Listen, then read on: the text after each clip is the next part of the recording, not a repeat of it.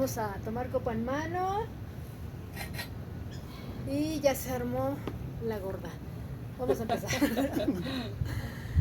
Hola, ¿qué tal? Bienvenidos nuevamente aquí a un programa más de Viva México Cabronets. Yo soy Ofelia Córdoba. Bienvenidos. Pues yo soy la Muñe, la Culichi, la sinaloense. ¿Cómo están, plebes? ¿Cómo están? Comen cuando hay miércoles de plaza, vividores de la despensa y el apoyo. Pues hoy tenemos a alguien muy especial, a alguien que yo conozco de antaño. Ay, cómo me ven. Unos cuantos años atrás. Unos cuantos años. Resulta que yo llego a la Ciudad de México y una persona me presenta a Juan Pablo O'Farrill. Es este señorón que ustedes ven a mi lado. Y él me guió muchísimo a, digamos, a los inicios de yo hacer cabina de radio. Yo venía de Culiacán, Sinaloa, ya haciendo. Vengo por mi certificado de locutora a la UTE y resulta que caigo en manos de O'Farrill y él me empieza a guiar unos grandes trayectos que tenía yo que hacer para llegar a Audiomaster 3000, si es que no me equivoco. Y bueno, allá me daba unas grandes lecciones. Es por eso que el tiempo nos ha juntado, la tecnología nos ha juntado y aquí nos encontramos. Él es Juan Pablo O'Farrill, alguien que se encuentra atrás de lo que es la radio, pero él mejor que nadie nos lo va a decir. Como bien veremos, vamos a hablar de radio, de la radio. Juan Pablo O'Farrill. No, pues estoy muy agradecido que me hayan invitado a su programa de ustedes, platicar las vivencias que he tenido yo en mi casi 70 años en la radio. Se dice fácil. ¿Cuántos? 70 años ya. 70. Se dice fácil, empecé de 14 años. 14 años. Ya sabemos tu edad, Juan Pablo. Entonces, y seguir conociendo a gente bonita como que estoy conociendo ahorita a ustedes. Muchas gracias. Reconociendo a ustedes otra vez, de volvernos a encontrar y ponerme a sus órdenes y platicar. ¿De qué voy a platicar? Pues no voy a platicar nada en extraordinario, sino las vicisitudes que tuve con todos los grandes artistas, todas las que ya son leyendas en la radio. En la radio y en la televisión, porque estuve en los dos lados, en la radio y en la televisión. Entonces, Espérame tantito, Juan, o sea, para un poquito adentrar a la gente. A los 14 años, ¿qué va a saber uno de la vida? ¿Verdad? ¿Por qué radio? ¿Cómo llegaste a la radio? mi padre fue fundador de la XW en los años 1930.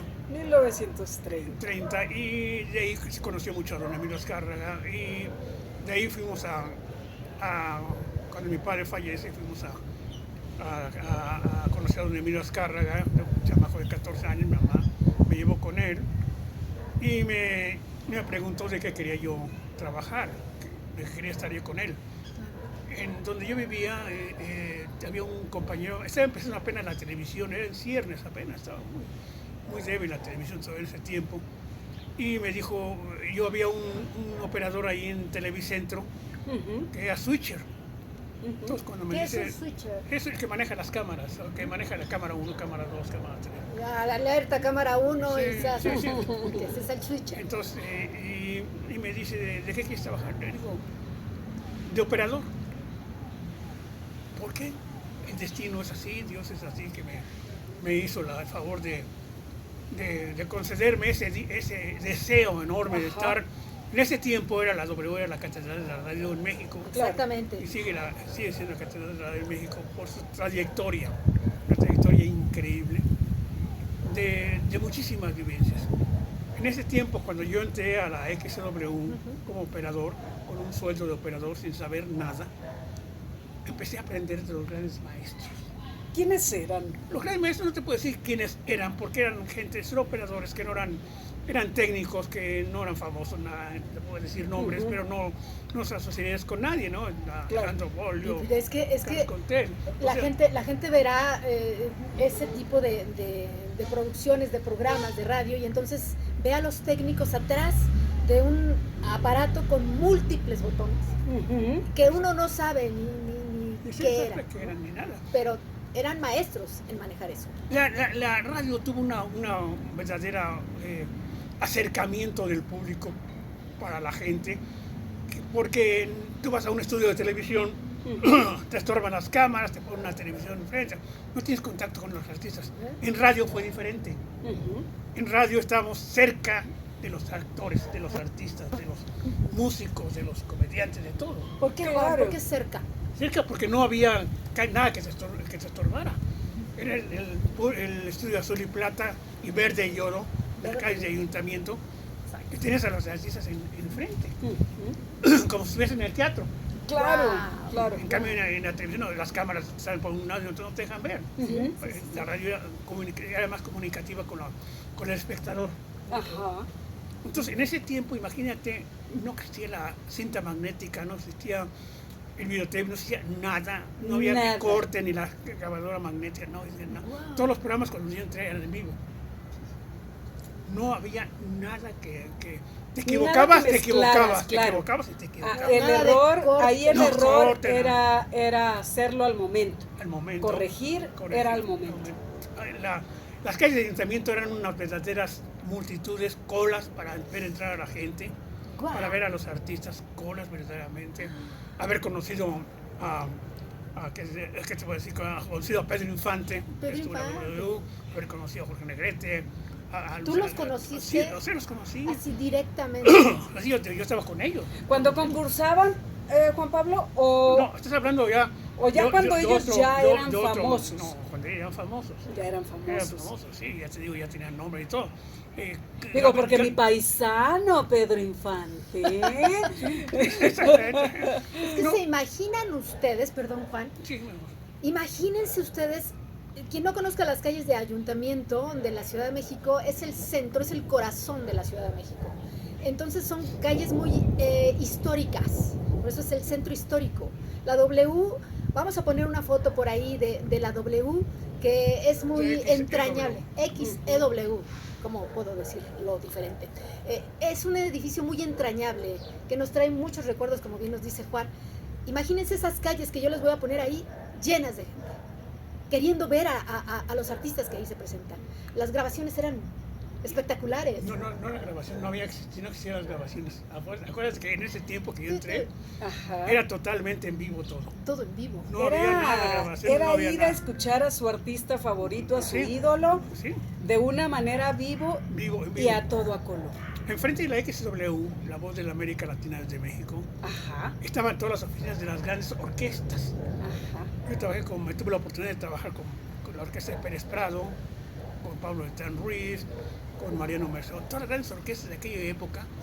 Ujú. Una época hermosa de la época de la XW. Porque cuando estoy hablando con ustedes me emociono, porque empiezo a decir la época de las orquestas, la época de los tríos, la época de los mariachis. Entonces, luego abarcó todo eso. Ajá. La época, todo eso. Yo vine a hacer a todas esas gentes en la XW. Ok, sí. Trabajar con Pérez Prado, con las grandes orquestas, era emocionante. Trabajar con los grandes tríos, con los Tres Caballeros, con los Aces, los Tecolines, en vivo, con todos ellos, era también hermosísimo. Claro. Trabajar con Amare Mendoza La Tarea Puri, con Lola Beltrán. Lola Beltrán fue secretaria de la XW, secretaria de un funcionario de la XW. Ujú, Y haber trabajado yo de chamaco, de 14 años, ujú. estar trabajando al lado de esos grandes, de esas Claro. grandes leyendas que son Claro. ahora, No, claro. me emociona porque fue una época hermosísima. Cuando mi bisabuelo hizo, yo trabajé muchos años con Gabilondo Soler Quilquí. Wow. Quilquí nació en 1934. El grillito cantor. El grito que nació en 1934. Yo lo que Ok. conocí ya cuando entré yo ahí, me hice amigo de él, sigo siendo amigo de sus hijos. Wow. Y para mí es un honor que yo todavía ahorita conozco a los hijos de los grandes leyendas de ¿A aquella los época. nietos serán? ¿Ya qué serán? ¿Nietos? No, hijos y bisnietos? nietos todavía. Oye, Juan, ¿qué te representaba a ti? Eras un joven, finalmente, estar rodeado y ver a cada rato a esas grandes personalidades, porque antes esas personalidades eran una cosa espectacular, se paraban en cualquier lado y se atascaba de gente y tú las encontrabas así como, hola, ¿qué tal? ¿No? Mira, ¿Qué te representó a ti en esa época? me representó una realidad increíble. estar a todos esos lados de esas grandes figuras, esos grandes ídolos, que en ese tiempo eran cantantes muy famosos, no eran ídolos como son ahora. Eran cantantes porque todos los programas en la XW empezaban a las 6 de la mañana y terminaban a las 12 de la noche. Todo el día. Todo el día en vivo. Entonces habíamos 6 operadores en el turno de la mañana, 6 operadores en el turno del mediodía y 6 operadores en la noche. ¿Qué te correspondía hacer a ti en las máquinas? ¿Qué era lo que O'Farrill hacía? Mi amor, mira, lo que no, yo hacía, no, yo aprendí a manejar en una consola los micrófonos, hacer los efectos de sonido en las radionovelas. No me digas. Los efectos de sonido en la radionovela, que fue una parte muy importante ¡Qué de mi vida. belleza! Es una, como luego son las telenovelas, en este tiempo eran las radionovelas, lo más espectacular. Y las radionovelas, yo las empecé a trabajar con ellas en vivo. Se llamaban radioteatros del aire, eran en vivo. Bueno, las manejábamos con la musicalización, las hacíamos con discos de 78 revoluciones enormes, que si los tenías se rompían todos. ¡Qué bárbaro! Eran no me acuerdo qué material que eran, y se rompían. Y entonces de la música clásica agarrábamos las partes fuertes de los compositores como Wagner, de Tchaikovsky, de Beethoven, para dramatizar las radionovelas. Para el impacto más fuerte, ¿no? Más fuerte para dramatizar las ¿De radionovelas. cuál es de la que más te acuerdas? Así que digas, esta le tengo un cariño y me acuerdo muy bien de. Una que se llamaba mucho Los Tres Mosqueteros, Los Tres Mosqueteros. El Conde de Montecristo.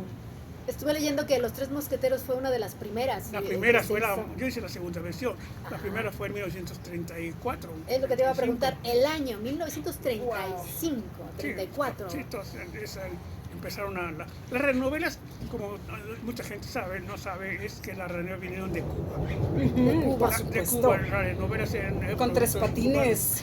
Tres Patines es mucho más posterior. Ah, o sea, ¿sí? mucho ¿Cuál? más posterior. No, claro. No. Las radionovelas eran el derecho de nacer.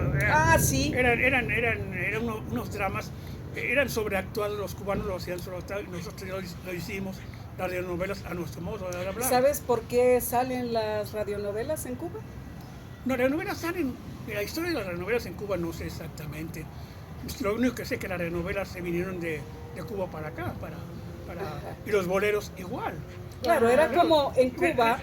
Era el semillero de los artistas en Cuba. Sí, por supuesto, en Cuba en aquellos tiempos, y no dudo que en estos, aún así, se dice que sale la radionovela porque era para entretener a las tabacaleras, a las tabacaleras, donde toda la gente trabajadora que hacía el tabaco lo envolvía y hacía todos los carrufitos, como podríamos decir. A cuadro hay un colibrí.